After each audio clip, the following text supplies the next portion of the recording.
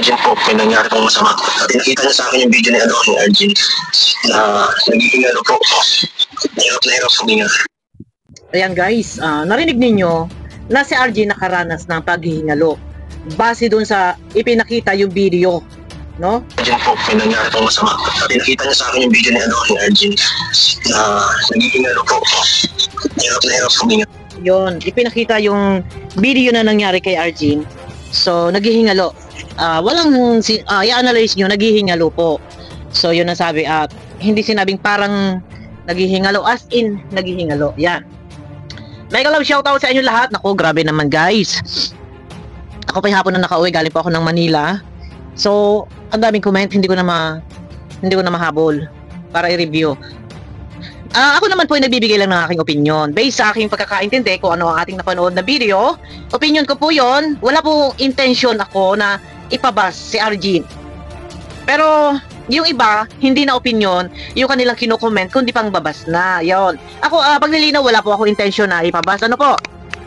At as tayo ay reactor dito, syempre, kailangan nating, ako as reactor, kailangan natin balansehin lang. Binabalanse ko lang naman guys. Kasi, alam nyo na yan, hindi naman po pwedeng, kahit na alam nating iyon yung dapat tumbukin, ay ililihis ko pa. So, ang viewers sobrang tatalino, pero iwasan lang po yung pangbabas. Dito guys, sinabi ni Edo na nakita niya yung video, si Argin naghihingalo.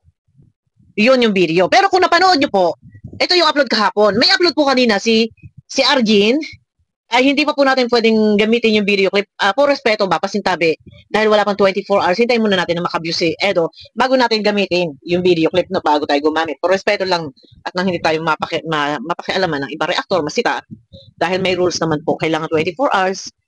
So, po respeto. Doon sa video na yon, hindi po asma yung umatake sa kanya. Paglilinaw po sa lahat, kaya mapapansin nyo dyan yan na problema sa puso. Hindi po asma yung umatake kay Argin, kung hindi sa puso na parang may natulog daw siya. So pagising niya, para daw may nagbara sa puso niya and para daw mahapdi, yung parang binuhusan daw ng alcohol. Yon, ang naramdaman niya ay hindi po asma, hindi po hika, kung hindi para daw po meron nagbara sa kanyang puso. Yon. Guys, supportahan po natin yung video ni Edo. Mapapanood nyo po yung kay Edo na video. Kanina lang upload, no? Hindi natin pwedeng kuhaan pa ng video clip para iparinig. Yun na. Kung hindi, asma, at ito ay sa puso, na nakaramdam siya na parang may nagbara at kumirot, mahapdi ang kanyang puso, anong sakit yun? Baka meron nakaka-experience po ng ganito. Ayun yung aking thumbnail ha, baka sabihin ninyo masyado ako sa thumbnail. Yan po ang ating thumbnail, yan po ang ating tinatalakay. Kung ano po ang nilalaman ng video ni Edo, yan po, humapdi ang puso. At hindi asma ang umatake sa kanya kahapon on Sunday. Ano ang sakit na ito? Baka po merong naka-experience na ganito, na nakaramdam na parang may nagbara at mahapdi na parang binubuhusan daw po, para daw po sugat na binubuhusan ng alcohol. Ano po ang sakit na ito? So, wala pang findings ng doktor at sabi ng doktor, need ng 7 days bago makuha ang result. Yon. So, ngayon, dito na tayo dumako, no? Yung may nangyari pong masama. At nakita niya sa akin yung video ni Argin na naghihingalo po. Naghihingalo? Hirap na hirap huminga. At hirap na hirap huminga. Ito na yon. Kwento ni Argin kanina sa upload ni Kalingap Edo. Medyo mahirap kung ganito ang lagay. Hindi asma, problema sa puso. Abangan natin yan after 7 days at makuha yung result. Doon natin malalaman kung ano yung findings ng doktor. Pero hindi po siya na-admit dahil nakitaan po ng doktor na mayroong pagbabago.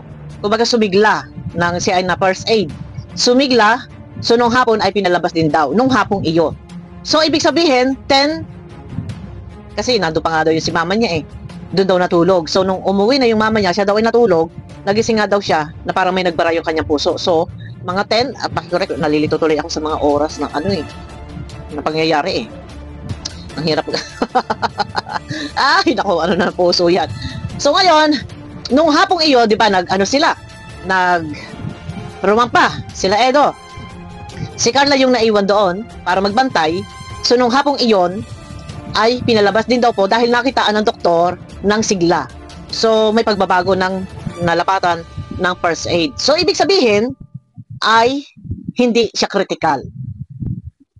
Hindi siya critical. Pero no time na yon na ECG. Pero ECG daw po ulit and makukuha yung result after 7 days. Pero ako yung nung mga nakaraan, nagpa-ECG po ako kasi minsan lagi ako nagbubuntong hininga. Kinakapos ako ng hininga. So, nagpa-ECG ako. Nung time na yan, kuha naman agad ang result. Kasi lalabas naman agad-agad yun doon. Nakikita naman yun doon. Yung heartbeat nyo, gumaganon-ganon. Kita naman agad doon. Nakikita naman agad ng doktor. Mababasa naman agad ng doktor. Pero walang nasabi po si Arjun na, sabi nga niya, na ECG siya nung time na yon. Pero walang sinabi si Arjun kung ano ang result. Yun.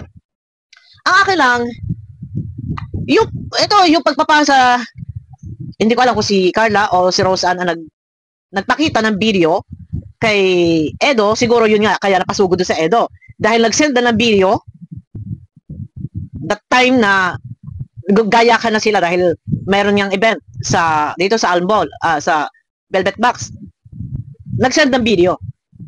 Hindi ko alam kung si Roseanne o si Carla. And nakita nga doon ni Edo na naghihingalo. Ito malinaw, hindi parang.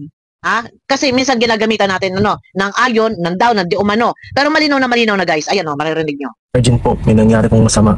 Pinakita niya sa akin yung video ni Arjun na naghihingalo po. So malinaw. Hirap na hirap huminga. Nakita niya naghihingalo. Yun yung dahilan kung bakit si Edo napasugod din doon. Yun. Napasugod si Edo dahil doon sa pinarating na video na naghihingalo. Yun. Pero ang akin lang, si Arjun ang course ay nurse. So, ito ba ay kapag nurse, ito ba ay ituturo na sa kanila, sa mga pasyente kung paano mapapakalma, kung ano yung first aid na dapat gawin sa mga ganito? Naituro na ba? Ayun nga, kagaya nga nasabi ko sa kanila, sabi ko sa vlog ko, ay ang magulang pinakauna dapat na kontakin, no? And malaking abala din talaga ito. Pasensya na guys, pasensya na. Hindi ko intention na para mangbas. Opinion ko po ito. Lahat tayo, hindi tayo magkakaisang isip. Opinion ko ito. At pero nandiyan naman wala tayong magagawa. Ang problema ay puso. Hindi asma. Dahil nakaramdam siya ng parang nagbara at mahapdi. Mahapdi ang puso na parang binubuhusan daw ng alcohol.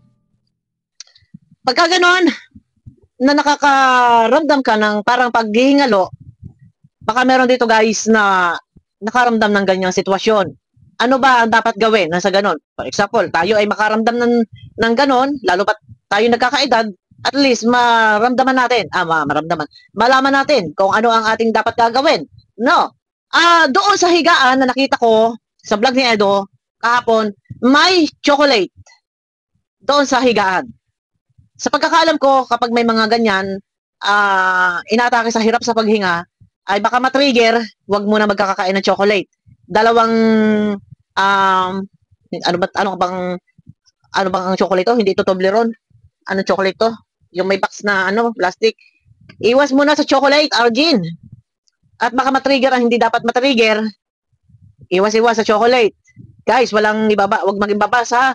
Gusto ko lang din mapanood niyo yung vlog ni Edo na kanina lang in-upload at nandun po nabanggit na humapdi ang kanyang puso. At Diyos ko, puso talaga. Problema puso. Ay, nako, eto naman, ako yung nagbabasa sa kanina sa comment, ako yung nagde-delete ng comment, hindi ko na kaya habulin guys, nasa 1-3 na. Ang comment ng aking ang video na upload kanina. Yan, para ako nagpapalpitate din, kirot yata ako. So, kaya naman minsan ako nagpapalpitate talaga guys, nagdidilim paning ko. Nayuko ako ng ganun, kasi ako low blood na ako dahil sa puyat po. Yan, pag low blood naman, nagpapalpitate. No? Ngayon, doon sa comment kanina, hindi ko na, i-off ko yung comment pag gaganyan mamaya. Marami ang nagsasabi na gusto lang daw makayakap kay Edo, ni Arjun. Ako, guys, huwag naman kayo mag-isip ng ganyan. At ika nga, may pinagdaanan na nga po yung bata. Tsaka bugbog na sa pangbabas. Huwag na, tama na. Huwag na po natin kumbaga, hindi natin kasi pwedeng daanin doon sa ganung sitwasyon na may pinagdadaanan na nga yung bata. Tsaka ano yan? sa totoo lang, yung mabas ka ng mabas, isa din po yan nakaka-trigger ng sakit. Baka yun din, kasi nakaraan nabas si Arjin dahil doon sa paglapit ka kay Edo na nagsasabi ng pera na marami na siyang utang.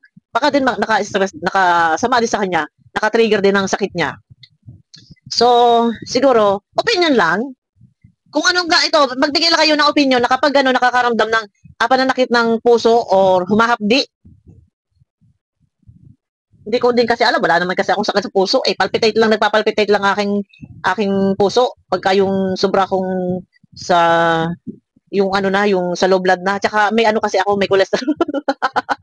Ay, cholesterol ako, guys. Mataas ka cholesterol ko. Hindi, ako payat naman po ako, guys. Pero hindi naman, kasarapan lang yung katawan ko, bilogan na payat. Hindi naman ako ganun kataba. Kaya lang, cholesterol po ako, guys.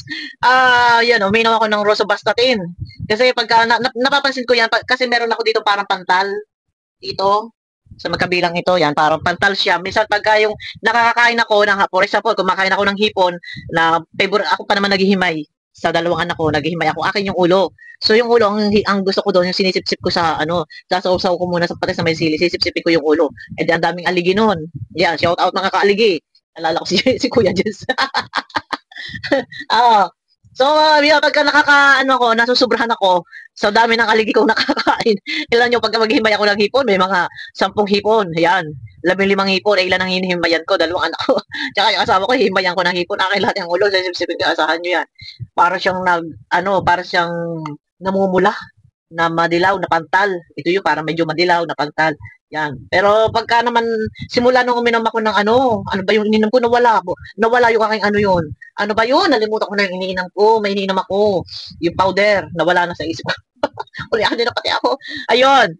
Ang aking problema ko ay nagpapalpitate ako madalas. Palpitate. Kaya pag nagpapalpitate ako talaga, kumikislig ako, nilalaban ko talaga, nagtatalon na ako niyan. Yun lang ang problema sa akin, mataas ang aking cholesterol. Pero wala po ako ng hapdi ng aking puso. Yan, nahapdiin pa lang.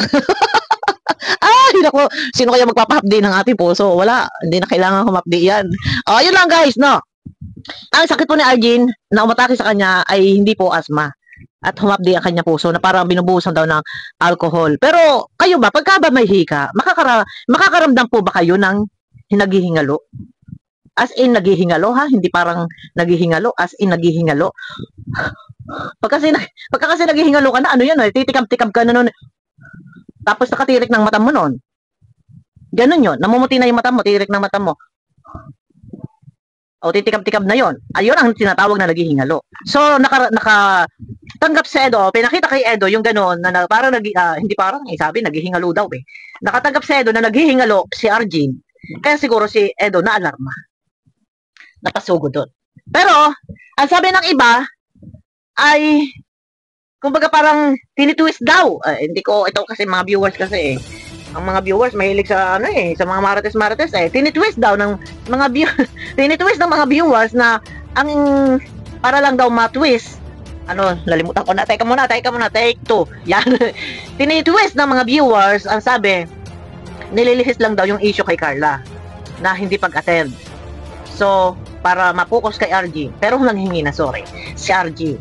Dahil siya ang dahilan kung bakit hindi naka-attend si Carla. Guys, gusto ko panoorin nyo yung upload po ni Kalingap Edo kanina lang. Siguro 6 hours ago na. Panoorin nyo po. Nandun po yung paghingi ng sorry at ang buong pangyayari. Naikwento po na Arjen ang buong pangyayari. Na siya po ay humapdi ang kanyang puso. May nagbara. Humapdi na parang binubuhusan ng alcohol. Ano kaya sakit to? Parang binubuhusan ng alcohol. Yun lang. Ano ang dapat gawin pagka ganon? So, nurse siya. Dapat alam mo ang gagawin kung paano kakakalma. O pwede kang tumayo or maglakad-lakad ka, makasagap na, kasi parang bumababa daw yung oxygen level niya, nawawalan daw siya ng oxygen. Pagka gano'n, tulungan ng sarili. Lumabas ng kwarto or umupo, huwag ipaubaya ang sarili. Yun, RG, next time. Pag ikay nakakaramdam ng ganyan, tulungan mo sarili mo. Maglakad-lakad ka. Huwag kang humiga na ipinaubaya mo yung sarili mo sa ganon. Para ipinaubaya mo sa kamatayan. Ay, Diyos ko, RJ, batang-bata mo pa. O, malay mo, makapag-asawa ka pa ng doktor. O, no? Pagka ganon, tumayo at ikislig-kislig ang katawan at hanap ng oxygen, ng sariwang hangin na fresh air.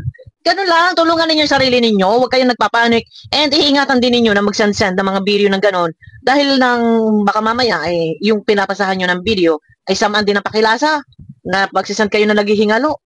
Oh, di ba? Yun ang mahirap doon, pagka lalo pat kung ang tao ay, kumbaga, may pagkakaabalahan, ay talagang maaabala po, ay kung humapdi ang puso, ano ang dapat gawin, na hindi na nakakahinga, naubusan daw ng na bumaba yung oxygen level niya, ay ano dapat gawin? Tulungan ang sarili. Huwag niyong hintayin na kung kailan na malala na, saka pa kayo kikilos. Ibangunin niyo. And, ay nasa kwarto pa.